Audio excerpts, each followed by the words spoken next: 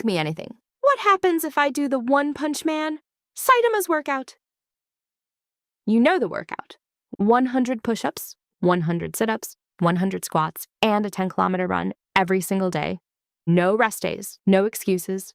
And according to Saitama, if you do this long enough, you become so strong that you can defeat anyone with just one punch. Sounds simple, right? No gym membership, no expensive equipment, no complicated diet plan. Just pure discipline, sweat, and pain. But here's the real question. If an ordinary person actually tried to do the Saitama's workout every day, what would happen? Would you become insanely strong? Would you lose weight? Would you get shredded? Or would your body break down before you even reach the bald superhero stage? Let's find out. First, let's talk about the workout itself. On paper, the Saitama's workout looks simple. Push-ups train your chest, shoulders, and triceps. Sit-ups train your abs and hip flexors. Squats train your legs, especially your thighs, and glutes. And the 10-kilometer run builds endurance, burns calories, and improves your cardiovascular fitness. So honestly, it's not a useless workout. It actually covers quite a lot. You have upper body, core, lower body, and cardio. If someone is completely inactive, doing even part of this routine consistently could definitely improve their fitness. But here's the problem. Simple does not mean easy. 100 push-ups, 100 sit-ups, 100 squats, and a 10-kilometer run every day is a huge jump for most people, especially if you are not already trained. Imagine someone who barely exercises suddenly deciding, tomorrow I'm going full Saitama mode. Day 1 might already feel like a boss fight. The push-ups start fine. The first 10 feel okay. By 30, your arms begin shaking. By 60, your chest is burning. By 100, you are questioning your life choices. Then come the sit-ups. Your abs hurt. Your neck might start pulling if your form is bad. Your lower back might complain. Then squats. At first, squats look easy. No weights, just body weight. But after 100 reps, your legs feel like jelly. And then, after all of that, you still need to run 10 kilometers. That's the part many people underestimate. A 10-kilometer run is not a warm-up. For beginners, it can take around 1 hour or more, and doing it after 300 bodyweight reps makes it even harder. So what happens after the first few days? Most likely soreness. A lot of soreness. Your chest, arms, abs, thighs, calves, and even your hips may feel painful. Walking downstairs might become a comedy scene. Sitting down on a chair might feel like lowering yourself into lava. This soreness is called delayed onset muscle soreness. It usually happens when your muscles experience a workload they are not used to. Pain that gets worse is a warning sign. Because the biggest issue with the Saitama's workout is not that the exercises are bad. The biggest issue is that it has no progression and no recovery. Real training usually works like this. You stress the body, then you rest. Then your body adapts and becomes stronger. That's how improvement happens. But if you keep stressing the body every single day without enough recovery, your body may not have enough time to repair. That can lead to overuse injuries. For example, doing 100 push-ups every day can irritate your wrists, elbows, or shoulders, especially if your form is poor. Doing 100 sit-ups every day can strain your neck or lower back. Doing 100 squats every day can bother your knees if your technique is bad or if your mobility is limited. And running 10 kilometers daily can be rough on your ankles, knees, hips, and shins. You might get shin splints, knee pain, tight calves, or foot pain. So would you get stronger? Yes, at first. If you are a beginner and you survive the first few weeks without injury, you would probably improve. Your push-ups would get easier. Your legs would become more conditioned. Your running stamina would improve. Your body might feel lighter and more athletic. You might lose body fat if your food intake stays the same and you are burning more calories. But after a while, progress may slow down. Why? Because your body adapts. At first, 100 push-ups is a huge challenge. But once your body gets used to it, doing the same thing every day may become more about endurance than strength. You might become better at doing many push-ups, many squats, and running long distances. But that does not mean you will become extremely powerful. Saitama's workout builds muscular endurance and cardio endurance, but it is not the best workout for maximum strength, explosive power, or balanced muscle growth.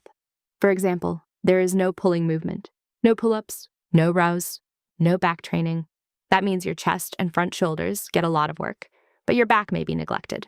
Over time, that can create muscle imbalance. And muscle imbalance can affect posture and increase injury risk. Also, there is no heavy resistance. Bodyweight squats can build endurance, but eventually your legs need more resistance to keep getting significantly stronger. Same for push-ups. If you want bigger strength gains, you usually need progressive overload. That means gradually increasing the challenge. More resistance, harder variations, better volume, or improved intensity. But Saitama's workout is just the same number every day. 100, 100, 100, and 10 kilometers. Forever. It's legendary for anime motivation, but it's not exactly a perfect training program. Now let's talk about weight loss. Would you lose weight doing this? Possibly. Running 10 kilometers burns a decent amount of calories. Adding push-ups, sit-ups, and squats also increases total energy use. If you eat normally and suddenly add this much exercise, you might lose weight. But here's the catch. Exercise can also make you hungry. Very hungry. If you burn more calories but then eat even more food afterwards, you may not lose weight. Also, if you train too hard and your sleep gets worse, your recovery suffers. And when recovery suffers, your workouts get worse. So the result depends not only on exercise, but also food, sleep, stress, and consistency. Now, what about the famous Saitama side effect? Going bald. Would doing this workout make you lose your hair? No. Exercise itself does not magically make you bald. Saitama losing his hair is part of the joke. In real life, hair loss is usually linked to genetics, hormones, medical conditions, stress, or nutrition. So don't worry. Doing 100 push-ups will not instantly turn your head into a shiny superhero helmet. But there is something realistic hidden in the joke. Extreme stress on the body, poor sleep, and poor nutrition can affect your health. So if someone trains too hard, eats too little, and never rests, their body may suffer in many ways. Not because of anime logic, because recovery matters. So what would be a smarter way to try the Saitama workout? The answer is not to jump straight into the full version. The smarter way is to scale it. For example, a beginner might start with 10 push-ups, 10 sit-ups or a safer core exercise, 10 squats, and a short jog or walk. Then slowly increase over weeks, maybe 20 reps, then 30, then 50. Then eventually, if your body adapts well, you can attempt higher numbers. For the running, you don't need to start with 10 kilometers. You could start with 1 kilometer or even a walk-jog routine, then slowly increase distance. This may sound less cool than 100 reps every day, but it is much more realistic because the goal is not to destroy yourself for 1 week. The goal is to become stronger over months and years. Saitama's real superpower was not the exact workout. It was consistency. He trained every day. He stayed disciplined. He did not quit when it was boring. He did not need fancy equipment. He just kept showing up. That part is actually valuable. But in real life, consistency should come with intelligence. Train hard, but also recover. Push yourself, but don't ignore pain. Be disciplined, but don't be reckless. Because if you get injured, you might be forced to stop completely. And zero training is worse than smart training. So what would happen if I did the One Punch Man workout? Here's the honest answer. If I did it without preparation, I would probably be extremely sore, exhausted, and at risk of injury. If I did it for a few weeks and my body adapted, I would improve my endurance, stamina, and basic body weight strength. If I did it for months, I might become leaner and fitter, depending on my diet and recovery. But I probably would not become a real-life Saitama. I would not become unbeatable. I would not defeat every enemy with one punch, and I definitely would not recommend doing the full routine every single day without rest, especially for beginners. But if I use the Saitama workout as inspiration, that could be powerful. Because sometimes the hardest part of fitness is not choosing the perfect routine.